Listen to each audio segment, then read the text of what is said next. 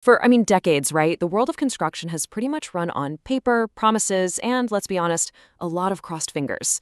But there's been this quiet digital revolution changing everything, creating a future where buildings actually have a complete digital replica before a single stone is ever laid. So today, we're going to break down that massive shift from old school blueprints to the really intelligent, data-driven workflows that are quite literally reshaping our world. It really all starts with a question that is probably painfully familiar to anyone who's ever been near the industry. Why? Why do so many big, important projects go way over budget and fall hopelessly behind schedule? It almost feels inevitable sometimes.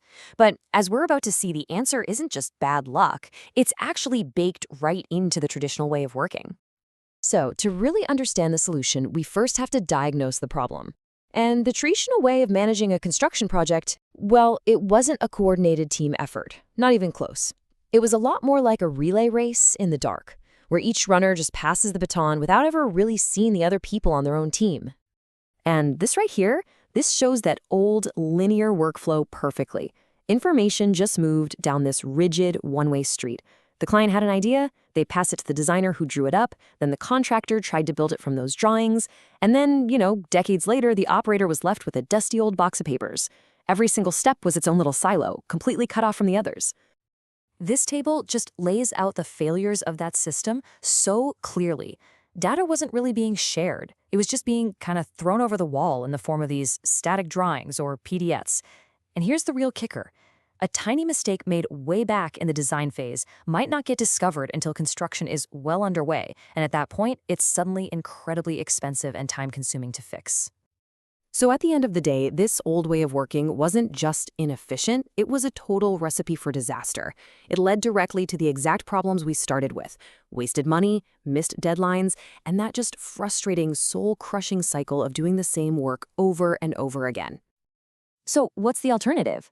Well, it's a system that's built on collaboration and data from day one, and it's powered by two key ideas, something called BIM and a global standard that basically provides the rules of the road, which is ISO 19650. Okay, first, let's talk about BIM, which stands for Building Information Modeling, and this is a really critical point.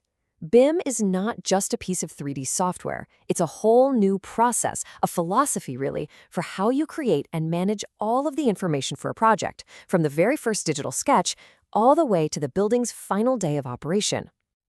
But, a process is only as good as its rules. And that's exactly where ISO 19650 comes in.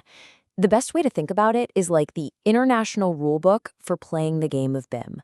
It makes sure that everyone on a project, doesn't matter if they're in Boston or Berlin, is speaking the same digital language and following the exact same collaborative playbook. Now, at the very heart of this entire system is the Common Data Environment, or CDE. This is the digital project room. It's the single source of truth where the BIM process happens according to those ISO 19650 rules. It completely replaces those endless email chains and confusing file versions, making sure everyone is working with the most up-to-date information all the time. Okay, so we've got the concepts down, but what does this actually look like in practice? Let's dig into how this new way of working swaps out all those isolated silos for real, productive synergy. So instead of that messy, one-way handoff, ISO 19650 gives us a clear, structured life cycle for the project's information. And it starts before anyone even bids on the job, defining the what and the why of the data that's needed. And it carries all the way through to operating and maintaining the building for decades. It's a complete end-to-end game plan. And what's so brilliant about this plan is that everyone has a clearly defined role. There's no more of that confusion about who is responsible for what. From the client who defines the needs, to the designers producing the data, all the way to an information manager who ensures quality, everyone knows their part. It's all about structure and accountability.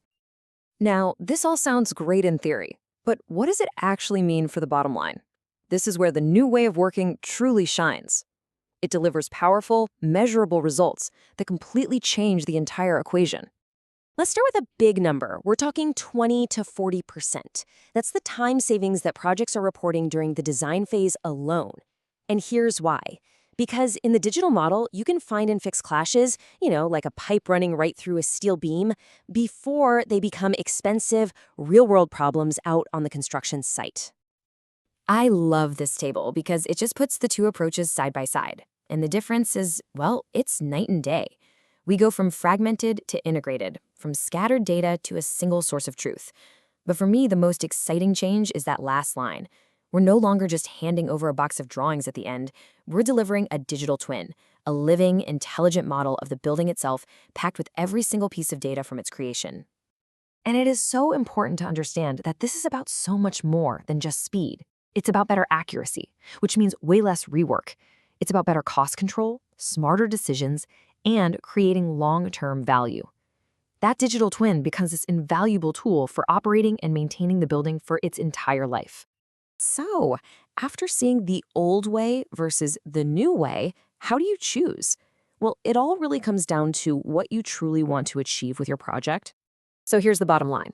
If you want clarity, efficiency, and to build an asset that has lasting digital value, the modern BIM workflow, it's the clear winner, no contest. Now, sure, for a really small, simple project, the old way might feel faster to start, but you're sacrificing quality, you're sacrificing control, and you're sacrificing all the data that makes a building truly smart. And that really brings us to our final question. The tools and the processes to build better, faster, and smarter, they're already here. They exist right now. So you have to ask yourself, is your workflow a relic of the past, or is it engineered for the future?